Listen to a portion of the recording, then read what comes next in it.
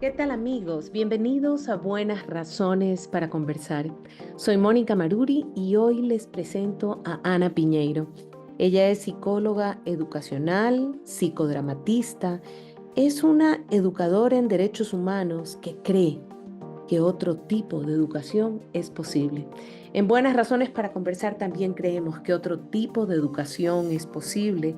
Ana Piñeiro nos cuenta en esta entrevista que la función de aprender es fundamental para los seres humanos, que esa incomodidad nos tiene que llevar a buscar la educación, pero especialmente la educación en derechos humanos.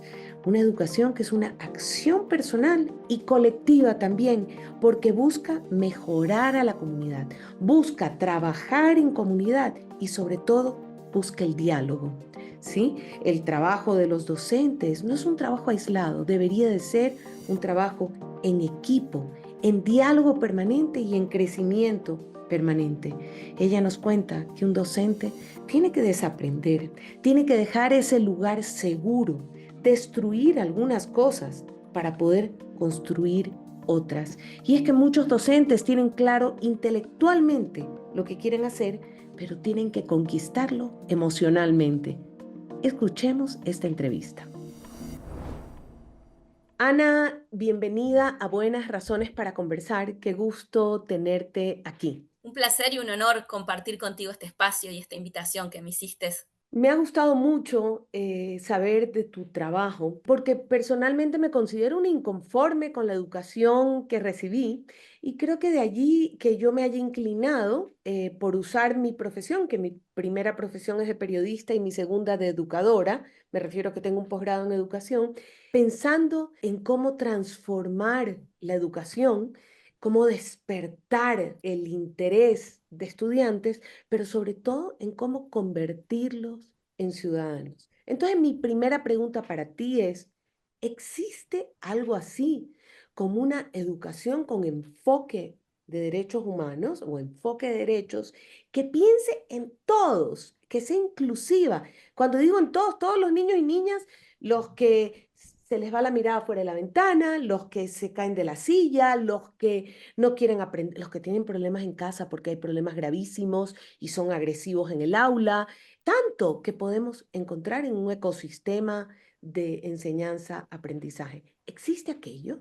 Sí, sí, creo que existe. No sé si lo hemos encontrado totalmente y cómo se desarrolla, pero yo creo que la función de aprender es fundamental en los seres humanos, ¿no? Todos estamos aprendiendo constantemente, si bien hay etapas como la etapa de la infancia, de la primera infancia, ¿no?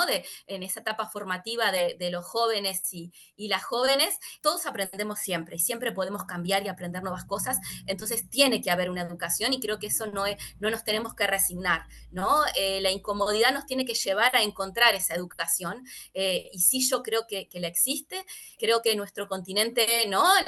Americano también tiene muchos personajes que han apostado su granito de arena para pensar otro tipo de educación, ¿no? Sea desde lo metodológico, desde lo formativo, desde lo conceptual y sobre todo de las prácticas, ¿no? Creo que tenemos regada múltiples prácticas sumamente interesantes, tanto en la educación formal como en la educación informal, ¿no? Con la educación de niños y de adolescentes, pero también de adultos. Y hay que ir por más, ¿no?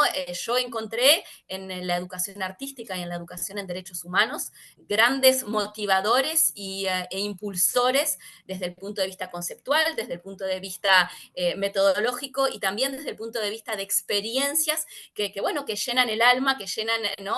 Nuestros intereses y uno dice, bueno, es por acá. Creo que eso también se hace en equipo, se hace en grupos, ¿no? Entonces, eso el encontrarnos entre personas que estamos pensando lo mismo o estamos pensando cosas diferentes, pero que podemos dialogar e entendernos, ¿no? Hace que vayamos por más. Qué maravilla todo lo que has dicho. Primero que lo que más me gusta es que has mencionado la palabra diálogo. Diálogo, qué hermoso cómo sembrar en esto, en nuestros países y en estos espacios llamados escuela o institución educativa, una actitud de diálogo, de respeto a lo diferente, de intercambio de riqueza, de ver la riqueza y la belleza en el otro. Has hablado de un modelo de educación en derechos humanos. Ese modelo, ¿qué características tiene? Ujú. Bueno, cuando hablamos de educación en derechos humanos, ¿no? Que es un concepto que en nuestro continente, ¿no? A todo nivel está trabajándose y está constantemente en movimiento, ¿no? Si bien podemos hablar de algunas personas, ¿no? En diferentes países que la han proclamado, teorizado, ¿no? Y si querés también podemos ir dando nombres y diferentes países y ahí ir armando el mapa de lo que es la educación en derechos humanos desde su nacimiento o desde creo, su concepción, estamos hablando de una educación integral, que piensa a los seres humanos, a las personas humanas, integradas en un orden intelectual, en un orden emocional y en un orden actitudinal. También es una educación que trabaja obviamente un pensamiento crítico, un pensamiento reflexivo, un pensamiento sociohistórico, ¿no?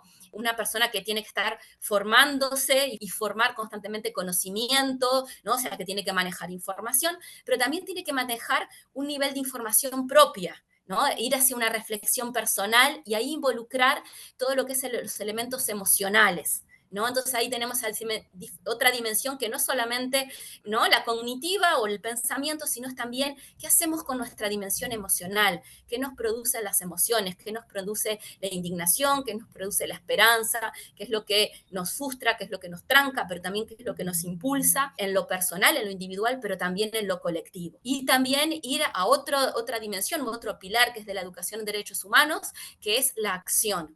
La acción personal, pero la acción también colectiva, ¿no? ¿Qué hacemos para mejorar nuestra comunidad? ¿Qué hacemos para mejorar nuestras relaciones interpersonales? Y ahí otra vez, ¿cómo nos comunicamos con las otras personas?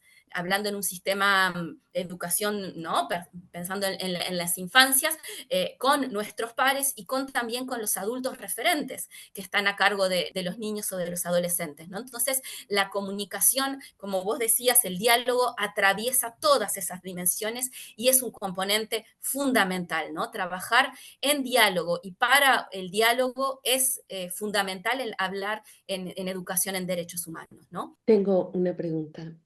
Todo lo que has dicho, ay, me quiero ir a estudiar contigo en tu escuela, porque me parece un escenario hermoso y un aporte importantísimo para la convivencia de nuestros países y para el desarrollo de nuestros países. Es decir, si tú no formas niños, niñas en esta introspección, autoconocimiento o conocimiento de las propias emociones, frustraciones, alegrías, dolores, esperanzas, guiados a la acción y a una convivencia, no puede haber desarrollo en un país. Es decir, esto que tú has descrito me hace pensar en desarrollo. Sin embargo, no dejo de pensar al escucharte, ¿dónde están los docentes que han pasado por ese proceso y que son capaces de generarlo? Y que hace falta un cambio importante en nuestros métodos de enseñanza, pero no solo métodos, en estos seres humanos que sean capaces de generar estos espacios de comunidad, porque en realidad el aula no es otra cosa que una pequeña comunidad en la que aprendes a jugar limpio, a sentir con otros, a aceptar la frustración, a aceptar el éxito, a compartir. Tengo tantas palabras que decirte. Entonces, ahora te pregunto por ese cuerpo académico o de docentes, seres humanos también, con dolores, con alegrías, con frustraciones, con historias personales, disléxicos o no disléxicos, cuando estuvieron en la escuela, que son capaces de hacer eso. Bueno, los adultos, ¿no? En este proceso educativo ¿no? Es una punta, ¿no? Muy importante.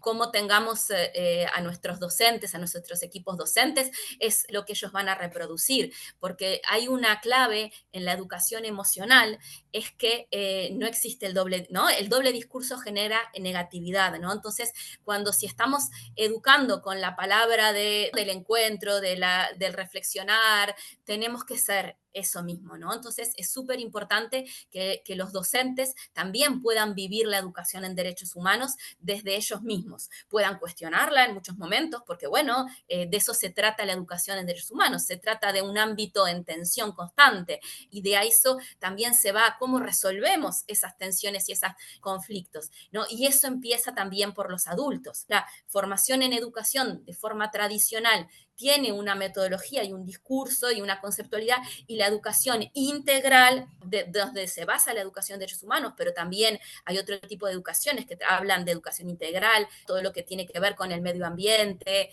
con la ecología, tiene muchos puntos de intersección y creo que la avalan también, ¿no? Son parte de esto mismo. Entonces, es sumamente importante pensar en cuál es el proceso de formación de estos seres humanos que van a hacer desde su trabajo profesional la educación, ¿no? Entonces, la educación integral tiene que tener en cuenta qué es lo que se transmite a los educandos, pero también cómo se educan esos, ¿no? Esos docentes, esos equipos docentes, desde qué lugares ellos están trabajando, están generando equipos. Y también lo que nos cuestiona es cómo también nosotros como seres humanos fuimos educados, ¿no? Entonces hay ahí también un elemento de espíritu crítico, de pensamiento crítico sobre nuestras vivencias, de cómo fuimos educados o cómo fuimos tratados cuando fuimos niños, cómo fue nuestra educación y cómo desde ahí, bueno, saber que hay muchos elementos positivos, ¿no? Por algo llegamos a donde estamos, pero también hay muchos elementos, ¿no?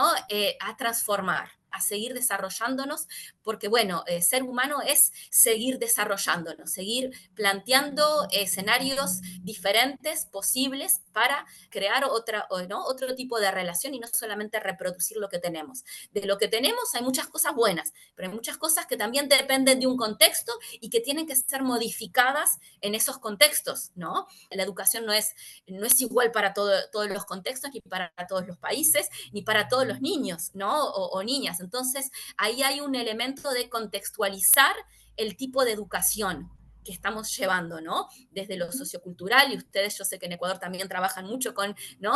La educación intercultural, bueno, cómo, ¿no? Desde ahí, cómo generamos elementos donde esa comunidad puede entender, puede aportar a otras comunidades, bueno, los problemas locales y cómo ir resolviéndolos, porque bueno, de eso también un poco se trata la vida, ¿no? ¿Qué desafíos nos propone la vida y cómo los vamos resolviendo? Y como vos decías, ¿no? La escuela, el ámbito educativo, ¿no? Es un centro, es un grupo muy importante, siendo parte de otros grupos, ¿no? A veces uno es ese esquema de los círculos concéntricos y bueno, y que pueden aportar mucho, ¿no? Hoy en Buenas Razones para Conversar está con nosotros Ana Piñeiro. Desde Uruguay, esta psicóloga educacional, psicodramatista, educadora en derechos humanos que nos dice que es posible otro tipo de educación, que es importantísimo formar pensamiento crítico, reflexivo y sociohistórico, es decir, un pensamiento crítico que obliga al estudiante, a la estudiante, a analizar los procesos históricos y a reflexionar sobre ellos, pero siempre dice Ana que tiene que conducir a la acción, no solo a la reflexión. Dice que tengo que cuidarme para poder cuidar del otro. Eso es indispensable porque es un diálogo en el que yo escucho al otro y mi visión parte de lo que yo pueda aportarle a ese colectivo. Sigamos escuchando la entrevista. Siempre he pensado que quienes trabajan en educación o trabajamos en educación de diferentes maneras, tenemos que desaprender, porque lo acabas de decir, yo estuve toda mi vida en un aula y alguien modeló para mí la manera de enseñar. Me formé en un modelo que lo tengo que derrumbar para poder volver a crearme o a reconstruirme en base a otras reflexiones, es decir, diera la impresión de que ese desaprender no solo pertenece al docente, que efectivamente hay que desaprender para volver a aprender, porque pasa mucho que escuchas al docente que te dice la teoría y las nuevas teorías del aprendizaje es significativo y mediado y somos todos y es horizontal, ya no es vertical y coge, entra al aula y les dice los vagos se sientan atrás y los aplicados adelante, porque escinden la teoría que se la saben de memoria, de la práctica que la tienen interiorizada en base a una formación como docentes. Y creo que sí se va caminando en ese sentido en todos los países. Algo, poco a poco. ¿Cuál es el obstáculo? El obstáculo son nuestros sistemas educativos a veces muy verticales. Desde la capital se ordena a todo el país las cosas. El obstáculo es la tensión que sufre el docente, no siempre bien pagado, a veces viaja tantas horas hasta la escuela. Todos los sufrimientos que nos hacen dejar de lado aquello que es el deber ser, por decirlo así. Pero pensaba que como sociedad tenemos que desaprender. Trataba de imaginar que vivimos en esta sociedad de la cual es parte el sistema educativo, en el que el centro de la sociedad es la productividad y el centro de la sociedad no es el ser humano per se, ¿sí? Ujú. Y entonces me preguntaba, ¿cómo hago para proteger a estos jóvenes niños, niñas, adolescentes y educarlos de verdad para la libertad con un sentido crítico? Es mi pregunta. Ujú. Mira, dijiste muchas cosas que yo voy a tomar que, ¿no? Porque en esto de desaprender, que sin lugar a duda, los que trabajamos en educación, seamos de formación pedagógica pura o de los que venimos, ¿no? En otros ámbitos y aportamos a la educación, porque la educación es un ámbito integral, tenemos que desaprender. Y eso son de las cosas más difíciles emocionalmente, porque siempre vamos a ir a nuestros primeros aprendizajes, sean buenos o malos, son los que nos formaron. Y el desaprender lleva un movimiento psicológico, emocional muy fuerte, y cuando tengo que desaprender y dejar esa seguridad para ir a un lugar de inseguridad, y bueno, no es tan fácil humanamente, ¿no? No, Lleva no. su camino. Entonces, ¿no? Los docentes tenemos ese camino de desaprender, de encontrarnos con, ¿no? Con nuestra vulnerabilidad, de destruir a veces algunas cosas para construir otras, y eso es a veces un camino no tan valorado del mundo educativo, ¿no? Del afuera para nosotros los que trabajamos en educación. Y eso no es fácil hacerlo porque el mundo educativo formal también se encuentra con otros, no solamente con los niños o con los adolescentes, porque lo que puede pasar en un aula puede ser maravilloso. El problema Ujú. también nos encontramos con otros adultos, como vos decías, quién piensa los programas, quién piensa gestión educativa, que siempre de repente lo tienen claro intelectualmente, pero no tienen claro emocionalmente, porque ir a lo emocional tiene otros tiempos, tiene otros momentos, tiene otras dificultades. Yo digo, ¿no? Una expresión muy uruguaya que digo, bueno, que ir a lo emocional es como remar en dulce de leche, ¿no? Ah, Porque el dulce de leche no es como el agua, es más complicado, ¿no? Hay que hacer más fuerza, ¿no? Estamos empastados. Entonces, ir a ese mundo emocional con esos otros adultos que también son parte del sistema educativo en otros roles, tanto desde la gestión educativa como a los padres. ¿Cuántas ujú. veces hoy día el sistema educativo se encuentra con padres que dicen, bueno, ¿qué están haciendo hoy día las maestras de ahora o los profesores de ahora? Porque cuando yo era niño aprendí tal y tal cosa. ¿Cómo decirle a esos padres que ¿no? La pedagogía moderna o las metodologías modernas tienen otros tiempos porque involucran más lo emocional, porque van a otros lugares de repente diferentes a como uno lo recuerda en su formación? Entonces ahí también tenemos que desaprender a estos otros adultos, que también es importante y creo que son las situaciones que tiene el sistema educativo desde el lugar invisible, que hay que trabajarlo un poquito más. Y lo otro es que no solamente educa el sistema educativo. Tú que sos periodista sabes que el mundo del periodismo, de la publicidad, de los medios, están educando, ¿no? Y no siempre están educando para este lugar que estamos hablando, de transformación, de pensamiento crítico o de evolución emocional de la persona. Entonces creo que ese es otro dificultad o desafío que se encuentra el mundo educativo, que hoy día no educa tanto el sistema educativo, sino que hay otros elementos que también educan y que nosotros llegamos a todo eso en el aula. Si lo dejamos por fuera, perdimos. Pero ¿cómo hacemos para integrarlos desde un lugar como para generar conocimiento realmente y poder activar todos esos elementos que, bueno, que también nos llegan al aula y que hacen del mundo contemporáneo, ¿no? Ujú. Eh, yo creo en eso, que bueno, que sí pensar en una plataforma de educación integral, pensando en conocimientos, pensando en valores, pensando en actitudes, hace un poco a nuestra, ¿no? A este enfoque que podría permitir pero también tener en cuenta, bueno, que es como una plataforma un poco más amplia de solo pensar la parte de programas y la parte de formación y la parte de transmisión de conocimientos, ¿no? Los conocimientos que queremos transmitir no son solamente conocimientos cognitivos, también implica conocimientos emocionales y conocimientos para la acción, desde el propio proyecto personal de cada uno ¿no? de nuestros educandos, pero también del proyecto personal ¿no? de los docentes y también de los proyectos comunitarios del grupo, ¿no? Porque en esto de compartir ideas, de saber hacer, se están poniendo en juego muchos elementos de convivencia, ¿no? de desarrollar valores, de resolver, ¿no? desafíos o problemas que a veces tiene que ver con, bueno, con el relacionamiento de las personas, los vínculos, o también el poder visualizar un desafío en una comunidad y armar un proyecto para resolverlo a todo nivel, ¿no? Has tocado un tema que lo tenía aquí escrito en el cuaderno y es la participación. Y es que pensaba, después de todo, yo quiero formar, nosotros queremos formar a niños, niñas y jóvenes para que participen, ¿sí?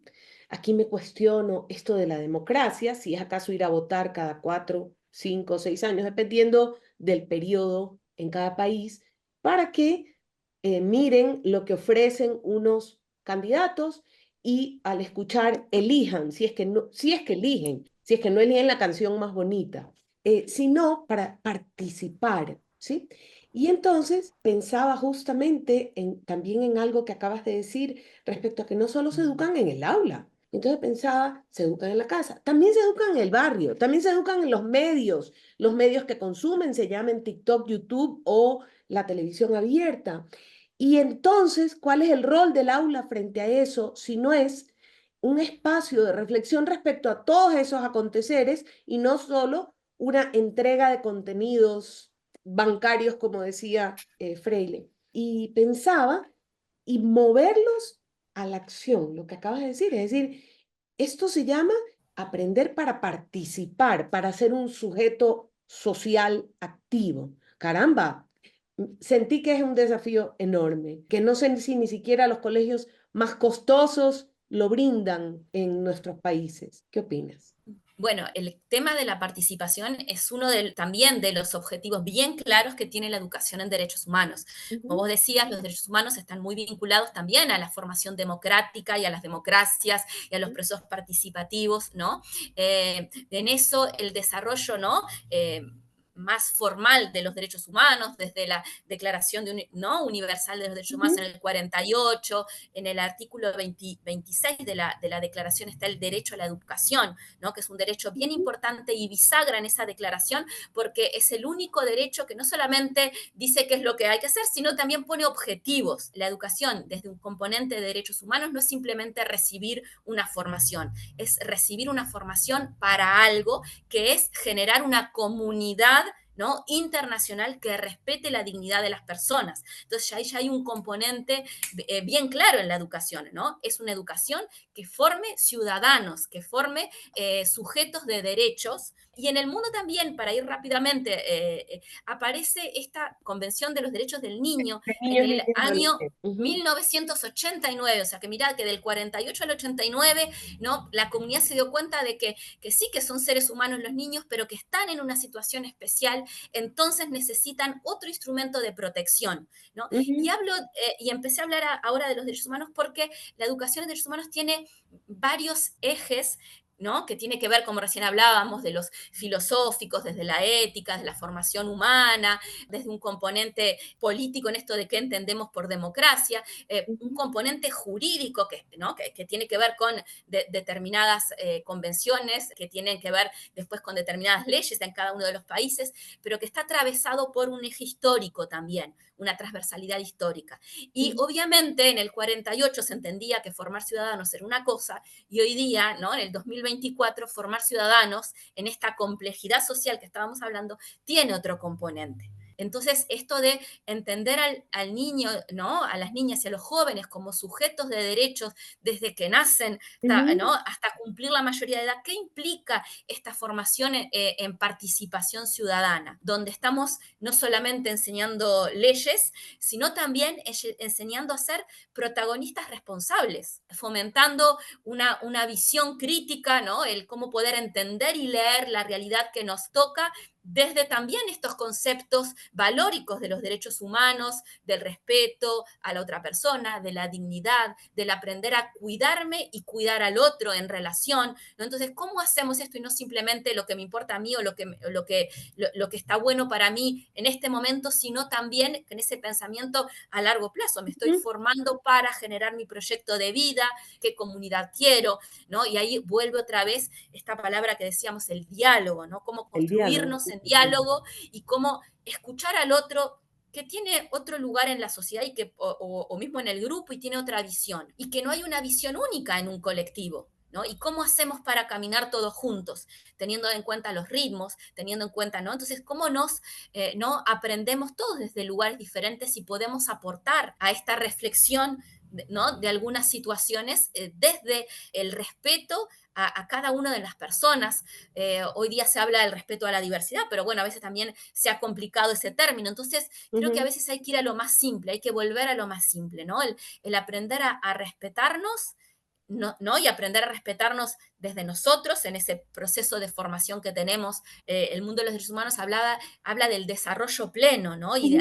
Y entender a los niños, niñas y adolescentes en ese desarrollo pleno, pero el desarrollo no para a los 18. Nosotros nos No, seguimos formando en la vida y seguimos viviéndose en realidades que se están constantemente modificando, entonces nos tenemos que modificar, ¿no? Tenemos que seguir pensando y seguir activando ese desarrollo pleno desde lo personal, pero también desde la persona situada en un contexto.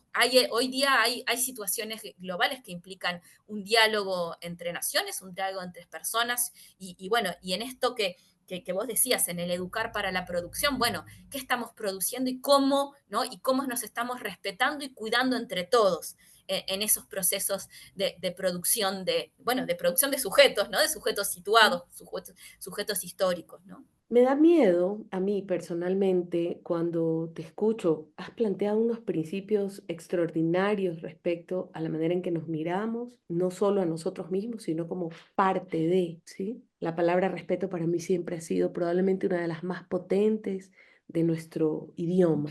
Me gusta mucho la palabra respeto a ti mismo, porque tienes que formar en niños y niñas ese respeto a sí mismos y ese respeto al otro. Sin embargo, no me quiero quedar con la sensación de que estoy hablando de una utopía. Me gusta mucho pensar que es posible este cambio del que estamos hablando. No, no sé si este cambio, sino esta mirada a la construcción de un espacio común que no sea utópico, sino que sea posible y que lo podamos realmente pensar en nuestros países, en esta región tan desigual, por cierto, que lo podamos pensar. Bueno, yo este concepto que estás trayendo, yo me lo cuestiono muchas veces, ¿no? Porque hay una línea de los derechos humanos que habla de la utopía y lo que tiene la utopía es que no es realizable, entonces también tiene un Ujú, poquito de frustración, ¿no? A mí, más que hablar de derechos humanos desde la utopía, porque me genera esa ¿no? contradicción con la no realización, ¿no? Ahí tenemos a un autor uruguayo, ¿no? Eduardo Galeano, que tiene un texto que habla de la utopía y que dice que es el que permite caminar, porque la utopía está en el horizonte, y si yo camino 10 pasos, la utopía se mueve 10 pasos, ¿no? Bien bonito, que nos permite esto de entrar en acción, que es otra dimensión, bueno, nos permite entrar en acción, está buenísimo. Creo que a veces tenemos que utilizar el Zoom, ¿no? Y a veces evaluamos conceptos educativos, los queremos evaluar en macro, ¿no? En macro resultados y no los vemos en macro, los vemos en micro, ¿no? Yo creo que a veces hoy día, ¿no? El ámbito educativo está muy cuestionado porque no está logrando la efectividad que tendría que hacer o los números que tendría que tener, pero también el ámbito educativo es un semillero de buenas experiencias, de microexperiencias, ¿no? Donde todavía los seres humanos que estamos en la educación también podemos ser felices en esas microexperiencias. Tenemos muchos desafíos, pero también tenemos muchos logros y ahí creo que esto de pensar una educación o ámbitos integrales habla de que tenemos que tener diferentes escalas y ahí poder evaluar adecuadamente, ¿no? Porque a veces, por lo menos desde lo que yo entiendo, muchas veces me desilusiono con los datos que se dan porque no reflejan lo que es el mundo emocional o el mundo de crecimiento que se da en las experiencias micro. Hay que asumir el riesgo de que sí que da miedo, de que sí nos da inseguridad, pero creo que también si armamos buenos equipos nos podemos permitir decir, y si no tengo idea por dónde ir, o si esto me desilusiona, y hacerlo de eso una bandera de la esperanza, ¿no? Transformar ese miedo y a veces esas incomodidades que genera también el sistema cuando, ¿no?, trabajamos a varios niveles, poder darle ese toque de vuelta, esa transformación y poder encontrar esas esperanzas. Ha sido una hermosa entrevista, de verdad te agradezco. Un abrazo muy fuerte. Bueno, muy agradecida, la verdad que fue un diálogo, ¿no?, muy enriquecedor. Yo también acá apunté cosas y, ¿no?, y en esto de encontrarnos y de darnos energía mutuamente y compartir e intercambiar experiencias. Así que la agradecida soy yo, realmente un honor poder compartir esto contigo, Mónica. Y bueno, estoy a disposición para seguir conversando o para seguir aportándonos ¿no? Seguramente esto es el principio de algo más. Esto ha sido todo por hoy en Buenas Razones para Conversar. Hoy estuvo con nosotros Ana Piñeiro, educadora en derechos humanos que desde Uruguay nos ha compartido sus reflexiones respecto al deber ser de la educación en derechos humanos y al deber ser de la educación para construir ciudadanos críticos, para construir ciudadanos que participan desde el respeto a sí mismo y desde el respeto al otro. No dejen de buscarnos en nuestras redes sociales @cabipunk y también en nuestra página web www.ipunk.org. Hasta pronto.